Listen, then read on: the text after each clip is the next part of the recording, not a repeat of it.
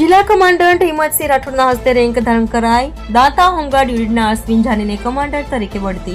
જિલ્લા કમાન્ડન્ટ હિંમતસિંહ રાઠોડના હસ્તે રેન્ક ધારણ કરાઈ. દાતા હોમગાર્ડ યુનિટના લાંબા સમયથી નિષ્ઠાપૂર્વક ફરજ બજાવતા અને યુનિટના મહત્વપૂર્ણ જવાન તરીકે ઓળખાતા અશ્વિન જાનીને કમાન્ડર પદ માટે બઢતી આપવામાં આવી છે.